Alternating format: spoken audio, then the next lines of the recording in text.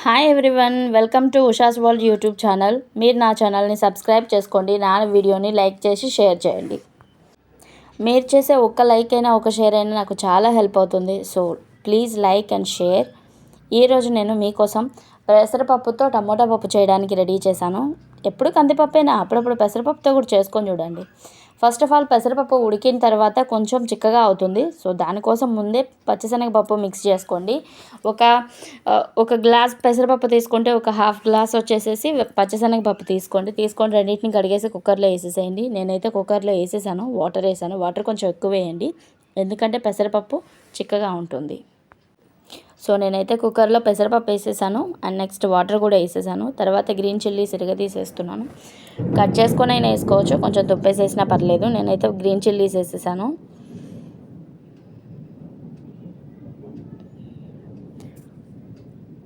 తర్వాత టమాటాలు ఒక ఆనియన్ కట్ చేసేసాను అండ్ నెక్స్ట్ టమోటాలు కూడా నేను కట్ చేస్తున్నాను. నేనైతే పప్పులో చింతపండు ఏం వేయట్లేదు, ఎందుకంటే చింతపండు మేము తక్కువ తింటాం. సో చింతపండు వేసుకునే వాళ్ళు వేసుకోవచ్చు, లేదు అంటే టమోటాలు 2 ఎక్కువ వేస్తే సరిపోతుంది పులుపుకి. అది ఆప్షనల్ అనమాట, మీ ఇష్టం. సో నేనైతే 4 టమోటాలు వేస్తున్నాను. మొత్తం నేను పప్పు వేసింది ఒక గ్లాసే వేసాను, హాఫ్ గ్లాస్ అది పెసరపప్పు అండ్ కొంచెం పచ్చిశనగపప్పు వేసాను. సో నేను 4 టమోటాలు వేస్తున్నాను. మీ టేస్ట్ని బట్టి మీరు అడ్జస్ట్ చేసుకోండి.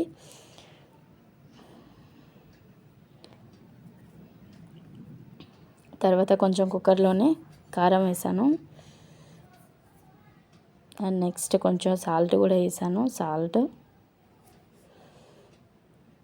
టేస్ట్ని బట్టి అడ్జస్ట్ చేసుకోండి. నేనైతే హాఫ్ స్పూన్ వేస్తున్నాను. కొంచెం ఆయిల్ కూడా వేసాను. ఆయిల్ వేస్తే ఏంటంటే తొందరగా పప్పు అనేది కుక్ అవుతుంది. సో పసుపు, నేను ఇంకా కుక్కర్ క్లోజ్ చేసేసాను. కుక్కర్ విజిల్ వచ్చేవరకు నాకైతే 4-5 విజిల్స్ పట్టింది. మీరు చూడండి, చూసి దాన్ని బట్టి కుక్కర్ అడ్జస్ట్ చేసుకోండి.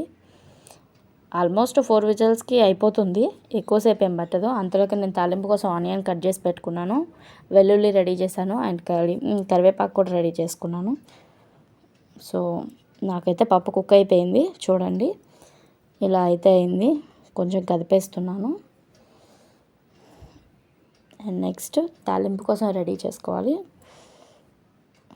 తాలింపు కోసం నేను వెయిట్ చేసుకుంటున్నాను గిన్నె.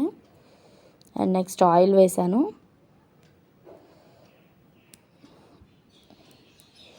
ఆయిల్ నాకైతే హీట్ అయింది. ఆయిల్ హీట్ అయ్యాక కొంచెం వెండిమిర్చి వేసేసాను. నెక్స్ట్ తాలింపు దినుసులు నేనైతే అన్నీ మిక్స్ చేసుకొని పెట్టుకుంటాను. ఆవాలు, జీలకర్ర, పచ్చిశనగపప్పు అండ్ మినప్పప్పు. తర్వాత ఇక్కడ తాలింపులో నేను వెల్లుల్లి, కరివేపాకు, జీలకర్ర కొంచెం నలిపేసేసానండి. కొంచెం చిన్న ముక్కల మాదిరిగా కొంచెం తొక్కేసేసాను, ఎందుకంటే టేస్ట్ కొంచెం బాగా అనిపిస్తుంది. అలాగే వెల్లుల్లి కొంచెం ఎక్కువ లావుగా ఉంటే పిల్లలు తినరు కదా, సో అందుకని నేను కొంచెం నలిపేసేసాను. తర్వాత ఆనియన్స్ వేసాను. ఆనియన్స్ ఏంటంటే కొంచెం తాలింపులో వేసినప్పుడు కొంచెం కరకరలాడుతూ ఉంటాయి, మరీ మెత్తగా కుక్ అవ్వవు కదా, సో కొంచెం బాగుంటుంది కరకరలాడుతూ. అండ్ నెక్స్ట్ తర్వాత కరివేపాకు కూడా వేసాను కొంచెం.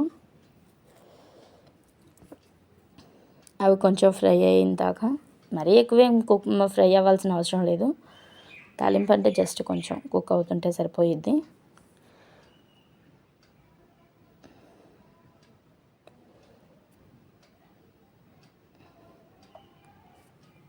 అది కుక్ అవుతుంది, చూసారు కదా, ఆయిల్ పైకి వచ్చేస్తుంది. అంతలోకి తిప్పేసుకోండి. దీనిలోనే కొంచెం సాల్ట్ వేసుకోండి. తాలింపులో సాల్ట్ కొంచెం కారం వేస్తే ఏమవుతుందంటే టేస్ట్ బాగా అనిపిస్తుంది, టేస్ట్ నిలబడుతుంది.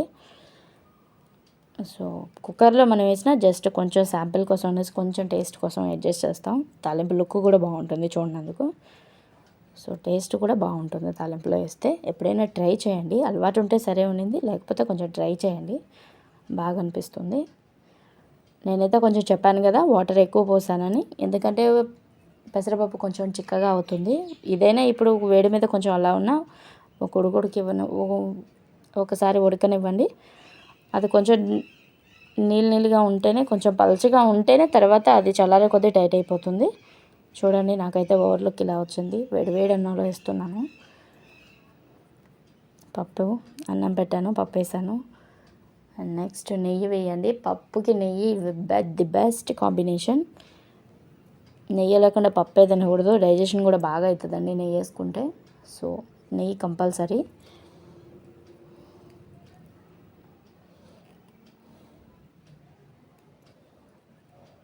అప్పడాలు లేనిదే పప్పు అన్నమే తినలేం కదా. సో అప్పడాలు అండ్ నెక్స్ట్ నేనైతే ఇవి వేసాను. మీరు కూడా చేయండి, చాలా అంటే చాలా బాగుంటుంది. ప్లీజ్ ట్రై చేయండి అండ్ నా ఛానల్ని సబ్స్క్రైబ్ చేసుకొని నా వీడియోని లైక్ చేయండి, షేర్ చేయండి, నాకు హెల్ప్ అవుతుంది. Thank you so much.